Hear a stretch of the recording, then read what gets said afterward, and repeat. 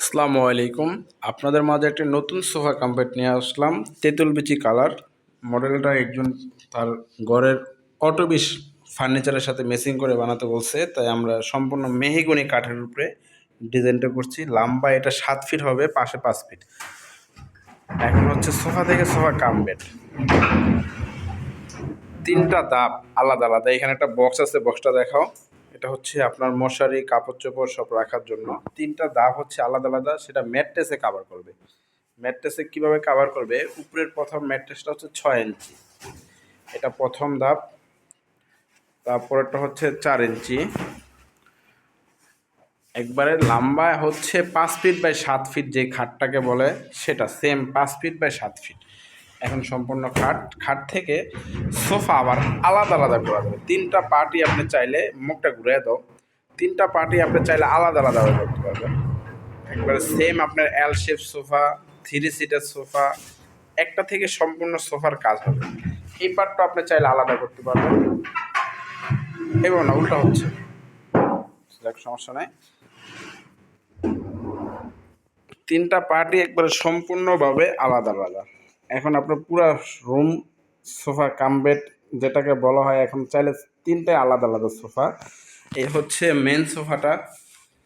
লম্বায় আপনার পাশে হচ্ছে 5 ফিট জায়গা খাবে, আর এইভাবে হচ্ছে 7 ফিট।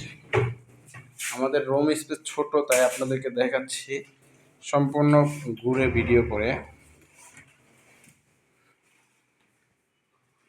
আবার সোফা বানায় ফেলাও, যেটা আগের একটা রূপ ছিল। এখন তো তিনটা পার্ট সম্পূর্ণ আলাদা আলাদা। আপনি চাইলে এটা একটা করে রাখতে পারবেন, এল শেপ।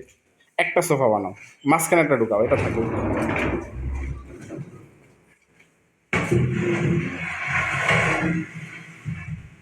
এটা কিন্তু সম্পূর্ণ ন্যাচারাল যে মেহগনি কাঠ, কোনো বোর্ড ইউজ করা না, সম্পূর্ণ কাঠ দিয়ে তৈরি করা। এখন ওই সোফাটা তৈরি করো, ওইটা ওইটা ওইটা ওইটা ওইটা একটা সোফা বানাও, মাঝখানেরটা উঠায়া। এই হচ্ছে সিঙ্গেল 2 সিটার একটা সোফা পাচ্ছেন। এটা আবার আলাদাভাবে পাচ্ছেন, চাইলে এল শেপ বানাতে পারবেন, অথবা যদি চান যে আমি ছোট করে রাখবো, সেক্ষেত্রে মাঝখানে আপনি ঢুকায় রাখতে পারবেন। এখানে গুছায় ফেলাও। ম্যাট্রেসটা আপনার খুশি যেভাবে আপনি চান রাখতে পারবেন। তিনটা ম্যাট্রেসই আলাদা আলাদা পার্ট। নিচে আমরা এটা টুলি চাক্কা যেটাকে বলে সেটা ইউজ করছি, যাতে ওয়েটটা বেশি। চাইলে আপনি চাক্কা ছাড়াও নিতে পারবেন। আবার যদি চান যে ম্যাট্রেস আপনি একটা আলাদা সরাই রাখবেন উঁচা হওয়ার জন্য, সেটাও পারবেন আলাদাভাবে, আলাদা রুমে। এই হচ্ছে আমাদের সম্পূর্ণ সোফা কাম বেডটা। এখন 3 সিটার বলা যায়, আবার 2 সিটার বলা যায়। 2 সিটার হচ্ছে 44 ইঞ্চি, 3 সিটারটা হচ্ছে 66 ইঞ্চি, কিন্তু এটা আছে 52 ইঞ্চি। এই হচ্ছে আউটে লুক। আবার আমরা আসবো নতুন কোনো একটা ভিডিও নিয়ে। আসসালামু আলাইকুম।